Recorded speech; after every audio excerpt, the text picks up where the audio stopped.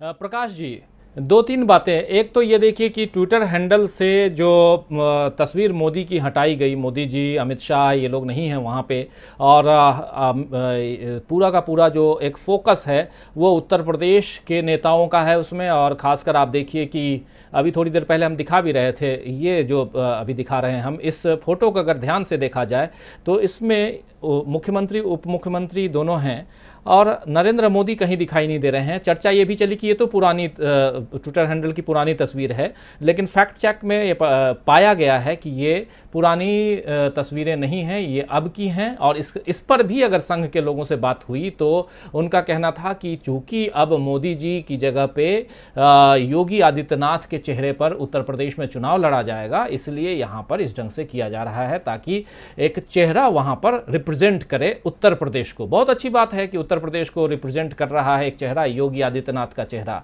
लेकिन कल थोड़ा स्क्रीन पे ले आइए, प्रकाश जी को भी लाइए और बाकी हमारे साथियों को। लेकिन प्रकाश जी, कल आप लोगों ने, हमने सबने देखा कि प्रधानमंत्री नरेंद्र मोदी जब बात कर रहे थे, जब भाषण दे रहे थे, खासकर 5 बजे शाम को आकर के, उस भाषण के बाद दो तीन तस्वीरें योगी आदित्यनाथ की सामने आई और बहुत सारे ट्वीट्स भी आए जिसमें मोदी जी की तारीफ करते हुए एक ये कि मोदी जी के भाषण को योगी आदित्यनाथ सुन रहे हैं, ये तस्वीर भी साझा की गई मीडिया में, सोशल मीडिया में।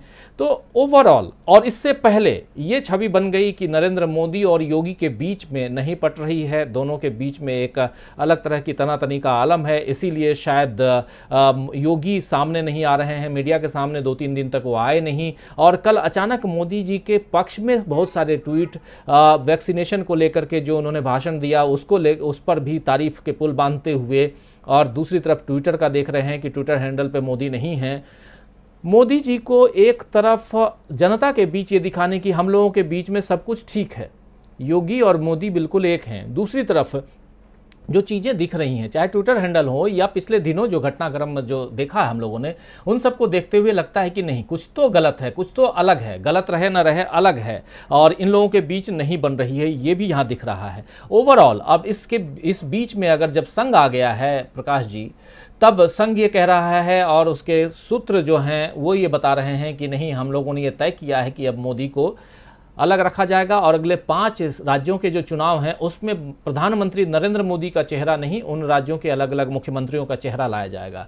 क्या प्रधानमंत्री इतने अलोकप्रिय हो गए हैं कि अब संघ और भाजपा के लोग जो हैं वो प्रधानमंत्री को अब किनारे कर रहे हैं, खुद आगे बढ़ रहे हैं, संघ आगे बढ़ रहा है कि एक दूसरे फ्रेम में एक दूसरी रणनीति पे भाजपा की सियासत आगे बढ़ती हुई दिखाई दे रही है आपको, जहां पर सीधे चुनौती दिया जा रहा है प्रधानमंत्री नरेंद्र मोदी को और अमित शाह को? ये सारे सवालों का जवाब आपसे चाहता हूं। राजीव जी, प्रधानमंत्री नरेंद्र मोदी की कार्यशैली ऐसी है कि उनकी लोकप्रियता में भारी गिरावट आई। गिरावट आप ये देखिए कि पहले ये होता था कि मोदी का भाषण होता था तो लोग टीवी सुनना पसंद करते थे, टीआरपी अच्छी आती थी। अब ये हाल कि अगर टीवी पर मोदी का भाषण आ रहा है तो लोग चैनल बदल देते हैं। इतनी ज्यादा अलोकप्रियता मोदी की हो गई है, इस बात को बीजेपी और आरएसएस समझ चुका है। जहां तक योगी की बात है, योगी ये बात जरूर जानते हैं कि वो मुख्यमंत्री हैं यूपी के, लेकिन बीजेपी संगठन 4 साल से उनके जिस तरह बेइज्जती करता रहा है, वो भी बात बहुत महत्वपूर्ण। जिला अध्यक्ष चुने जाते हैं, योगी को पता नहीं है। विधान परिषद में लोग उम्मीदवार होते हैं, योगी को पता नहीं है, बीजेपी के नेता तय कर लेते हैं। यहां तक कि राज्यसभा के लिए यूपी से प्रत्याशी तय होता है, योगी से पूछा नहीं जाता। तो योगी के दिल के छाले बहुत बड़े हैं। दूसरी बात यह कि योगी ने कभी भी नरेंद्र मोदी को अपना आदर्श नहीं माना। लोग तो ये भी कहते हैं कि मजबूरी है, योगी बीजेपी की मजबूरी है, लेकिन बीजेपी के कुछ नेताओं को, संघ के नेताओं को चमत्कार दिखाने के बड़ा शौक है। उन्हें लगता है कि हम कुछ ऐसा करें कि लोग आश्चर्यचकित रह जाएं कि अरे हमने क्या किया। तो केशव प्रसाद मौर्य को सीएम बनाने के बजाय, मनोज सिन्हा को सीएम बनाने के बजाय योगी आदित्यनाथ, आप इससे देख लीजिए कि जैसे भोपाल में आलोक संजार अच्छे उम्मीदवार थे, बीजेपी के थे, अच्छा काम करते थे, सांसद थे, लेकिन एकाएक साध्वी प्रज्ञा को उठाकर भोपाल से बीजेपी ने टिकट दे दिया। अब संयोग देखे या भोपाल वालों का दुर्भाग्य देखे कि वो जीत गई। अब वो क्या किया उन्होंने, अब भोपाल के लोग भोपाल के मतदाता अपने किस्मत को रो रहे हैं कि उन्होंने किसको टिकट दिया, किसको टिकट वोट दे दिया, ये बात। तो बीजेपी में अच्छा जिस आरएसएस की बात ये करते हैं, वो आरएसएस कोई वैचारिक संगठन तो है नहीं, जैसा जयशंकर जी ने कहा, बिल्कुल नहीं। वो एक मार्केटिंग संगठन है, वो बीजेपी की मार्केटिंग इकाई है। आप देखिए हिंदुस्तान लीवर एक कंपनी है, उसमें एक मार्केटिंग डिपार्टमेंट होता है जो देखता है कि भाई अगर हमारा लक्स की बिक्री कम हो गई तो क्यों हो गई, लाइफ बॉय की बिक्री कम हो गई तो क्यों हो गई, रेक्सोना की बिक्री, ये सारे प्रोडक्ट जो हैं वो उसी कंपनी के। अब वो लोग देखते हैं कि अच्छा लक्स की बिक्री कम हो रही है, चलो 10 ग्राम एक्स्ट्रा लिख दो। तो इसी तरह बीजेपी और आरएसएस के लोग मार्केटिंग करते हैं। हमें अपने किसी भी तरह सत्ता में आना है, दल बदलू आ जाए आ जाओ, शुभेंदु अधिकारी आ जाए आ जाओ, मुकुल राय आ जाए आ जाओ, कोई भी भ्रष्ट से भ्रष्ट आदमी भी आ जाए जिसके खिलाफ ये आरोप लगाते रहे हो, हेमंत बिस्वा आ जाए आ जाओ, जो भी हो, उन्हें उनका लक्ष्य है सत्ता को पाना। जैसे मार्केटिंग डिपार्टमेंट का काम होता है हमें अपना माल बेचना, चाहे वो झूठ बोले चाहे वो सच बोले, वो कहे कि अब नया लक्ष्य, तो नए लक्ष्य में क्या है भाई बताओ, अब ज्यादा पावरफुल रिम, तो ये जो है अब ज्यादा पावरफुल, अब नया भाई। एक जमाने में हेमा मालिनी लक्ष्य का विज्ञापन करते थे, फिर दीपिका पादुकोण आ गई। तो ये सब जो नेता हैं ये उनके जो अभी नरेंद्र मोदी हैं तो कल को योगी आ जाएंगे। अब आरएसएस की चिंता ये है, आरएसएस को ये बात लगी कि अगर योगी का चेहरा सामने रखते हैं तो एक बड़ा वर्ग है मुस्लिम मतदाता है वो नाराज होगा। बंगाल में उन्होंने उसका असर देख लिया, और ये देख लिया कि मुसलमान तो ठीक है, हिंदुओं ने भी बीजेपी को वोट नहीं दिया। उन्हें लगता है कि अगर, क्योंकि हिंदू लोग कम्युनल भावना वाले नहीं है आमतौर पर, कुछ होंगे लेकिन आमतौर पर हिंदुओं के मन में वो सांप्रदायिक भावना नहीं। अगर कोई एक आध बार तो भ्रम में पड़ सकते हैं कि चलो भाई इन्हें वोट देकर देख लें, और भले ही आरएसएस कहे कि हिंदुत्व का मतलब भात पीता है, लेकिन ये बात लोगों को पचती नहीं है। और आरएसएस ये बात जानता है, बंगाल में वो देख चुका है अल्पसंख्यक वोट कितने महत्वपूर्ण होते हैं, और यूपी में कितने विधायक बीजेपी के हैं जो अल्पसंख्यक वर्ग के हैं, मुस्लिम वर्ग के हैं, मैं स्पष्ट कहता हूं कितने विधायक हैं। अब आरएसएस ये रणनीति बना रहा है कि योगी का चेहरा तो सामने होगा ही आगामी विधानसभा चुनाव में, लेकिन बीजेपी के उम्मीदवारों में मुस्लिम उम्मीदवारों को भी आगे लाया जाएगा, ताकि ये बताया जा सके कि भारतीय जनता पार्टी धर्मनिरपेक्ष पार्टी है, वहां शाहनवाज हुसैन भी हैं और वहां मुस्लिम नेता भी हैं, तो और उम्मीदवार भी सामने आए। तो ये बात आरएसएस को समझ, वो मार्केटिंग डिपार्टमेंट है, वो जानता है कि अब लोग इस झांसे में नहीं आएंगे। हिंदुत्व के नाम पर कितने दिन कोई भावुक होगा, राम मंदिर के नाम पे कितने बार भावुक होगा। भाई राम मंदिर बनने का सुप्रीम कोर्ट ने फैसला दे दिया, राम मंदिर बनना शुरू हो गया, ठीक है। अब थोड़ी भावुक होंगे, अरे राम मंदिर बनेगा। अब राम मंदिर भले भले कोई मथुरा के नाम पर लोग वो देने से रहे, और कोई मौका उनके पास है नहीं, काशी के नाम पर लोग वोट देंगे नहीं बीजेपी को।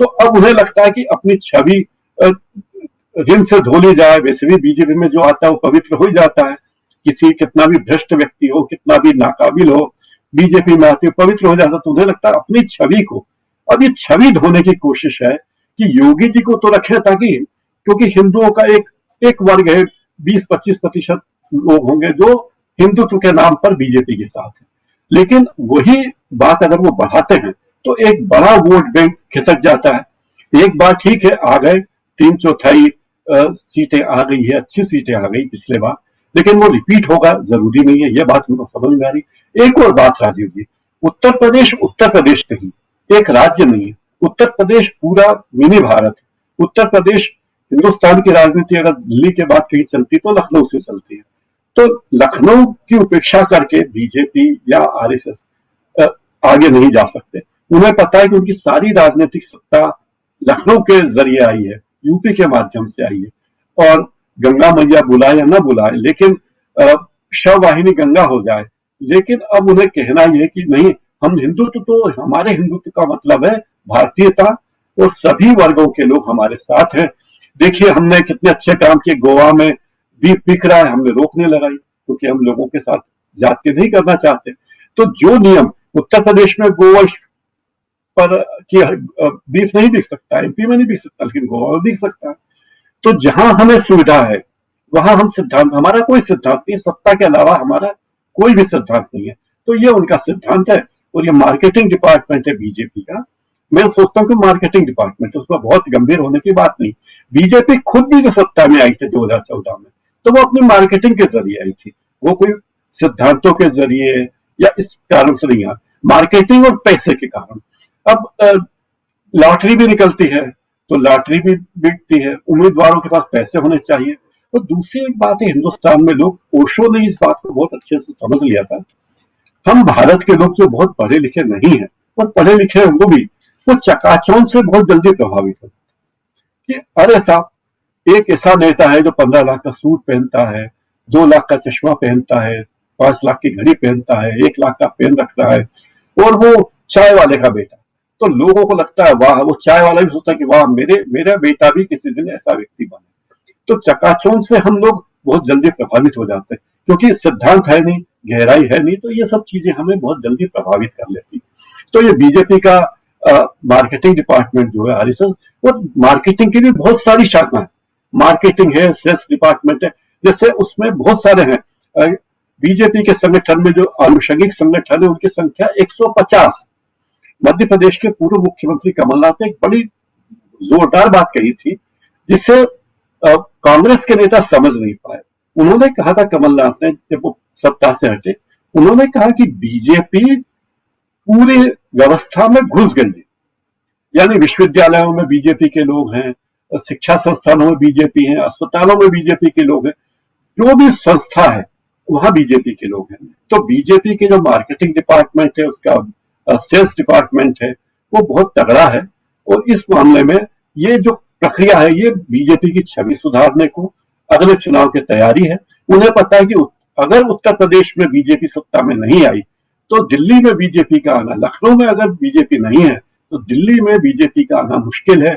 इस बात को नरेंद्र मोदी अच्छी तरह समझते हैं, इसीलिए न तो वे कोई बात कहते हैं योगी के खिलाफ, न कोई स्पष्ट बात कहते हैं। उनकी कोशिश होती है, इशारे होते हैं कि भाई मैं प्रधानमंत्री हूं। भाई नरेंद्र मोदी 1986 में राजनीति में आए, और वो अपने साथ पहले संघ के कार्यकर्ता थे, सक्रिय राजनीति में 1986 में, और वो अपने साथ 2 लोगों को लेकर आए। एक थी श्रीमती आनंदीबेन पटेल और दूसरे थे अमित शाह। अमित शाह, एक बड़ी दिलचस्प बात राजीव जी मैं आपसे बताना चाहता हूँ। आप देखिए, जब 6 बार अमित शाह ने एक बार कहा कि 6 बार मैंने अपने टिकट, लोकसभा का टिकट मैंने पार्टी के लिए दान दिया। उसका आशय ये है कि गांधीनगर से 6 बार जो लाल कृष्ण आडवाणी चुनाव लड़कर जीते, तो मैंने उन्हें टिकट दान दिया, और आडवाणी जी वहां जाते थे, नामांकन भरने जाते थे, नामांकन भर के लौट आते थे। अब एक बात पे गौर कीजिए, प्रधानमंत्री नरेंद्र मोदी, वो सांसद है वाराणसी के, और योगी ने मोदी जी की का पूरी तरह आडवाणीकरण कर दिया। आप देखिए, मोदी जी पूरे देश में घूमते हैं, यूपी में कहां जाते हैं, अयोध्या गए और बनारस गए, उनकी कभी सभा मथुरा में हुई, कभी कानपुर में हुई, कभी बरेली में गए। भाई उत्तर प्रदेश तो बहुत बड़ा है, कभी गोरखपुर में गए। तो उन्होंने कहा कि जिस तरह आपने आडवाणी जी को गांधीनगर तक सीमित कर दिया था, गांधीनगर के सांसद रहे आडवाणी, गुजरात में कितने बार गए, तो यही हाल योगी जी ने मोदी जी का कर दिया कि आप आइए साहब, आपका चुनाव क्षेत्र है, इसके अलावा कहीं जाने की जरूरत नहीं, और अयोध्या में आ जाइए, ठीक है, राम मंदिर का शिलान्यास हो रहा है, आ जाइए। आपको उत्तर प्रदेश में अब गंगा में लाशें बहे या कुछ भी हो, आपको कोई प्रतिक्रिया व्यक्त करने की जरूरत नहीं। तो मोदी के सामने जिस गुर्राने वाले अंदाज में योगी आदित्यनाथ आए हैं, इस अंदाज में कोई नहीं आया। अमित शाह जब भी आते हैं मुख्य प्रधानमंत्री के सामने, मोदी के सामने, तो वो बिल्कुल एक मातहत कर्मचारी के रूप में आते हैं। वो आएंगे, मोदी जी कार से उतरेंगे, वो उन्हें गुलदस्ता देंगे, और वो झुकेंगे, थोड़ा उन्हें का बेना जैसा करेंगे, घुटने तक भी हाथ नहीं जाता, लेकिन वो करते हैं। और ऐसे कई वीडियो आपको मिलेंगे कि मोदी जी से का स्वागत करने के लिए अमित शाह आए। ये वैसा ही है जैसे कि अब देखिए, जब आडवाणी जी रथ यात्रा निकाल रहे थे, तब रथ यात्रा महाराष्ट्र में पहुंची, एकाएक अटल बिहारी वाजपेयी तमाम काम काज छोड़ के उनसे मिलने महाराष्ट्र पहुंच गए, क्योंकि ये हेडलाइन मैनेजमेंट था। तो वो हेडलाइन मैनेजमेंट बीजेपी का बहुत तगड़ा है, संघ का भी बहुत तगड़ा है, और ये उसी का प्रयास है। और मुझे लगता है कि ये नरेंद्र मोदी की छवि बचाने की कोशिश है, और बीजेपी को अपना चेहरा भी बचाना। लोकसभा चुनाव 2014 के चुनाव के पहले एक बार संघ के प्रमुख मोहन भागवत इंदौर आए, तो उन्होंने कुछ पत्रकारों से मिलने की इच्छा व्यक्त की, तो किसी शुभचिंतक ने मेरा नाम प्रस्तावित किया। शर्त यह थी कि हम उस बातचीत के बारे में कोई इंटरव्यू नहीं छापेंगे, कोई खबर नहीं दिखाएंगे, कहीं सोशल मीडिया पे नहीं लिखेंगे। ये शर्त थी कि आप मिलिए, हम मिलवाना चाहते हैं आपको मोहन भागवत जी से, लेकिन आप उसकी रिपोर्टिंग नहीं करेंगे। खैर, हमारी बातचीत हुई, पौन घंटे हुई, हम 3 पत्रकार थे कुल। तो उन्होंने जो बात कही वही कही थी कि हम मोदी पर, आशय ये था उसका कि अब हम नरेंद्र मोदी पर दांव खेल रहे हैं, और अगर नरेंद्र मोदी के नेतृत्व में बीजेपी सत्ता में नहीं आई तो हमारे पास दूसरे पत्ते भी हैं। उनकी सारी बातचीत का लुब्बो लुबाब ये था। तो ये योगी के बहाने आरएसएस ये संदेश दे रहा है बीजेपी को कि हमारे पास दूसरे पत्ते भी हैं, और मोदी का विकल्प आरएसएस की निगाह में अमित शाह नहीं हो सकते, ऐसा मुझे लगता है। हो सकता है आपकी राय कुछ और हो, लेकिन ऐसा मुझे लगता है कि आरएसएस को लगता है कि शायद ये एक अच्छे विकल्प हो सकते हैं योगी आदित्यनाथ। राजीव जी।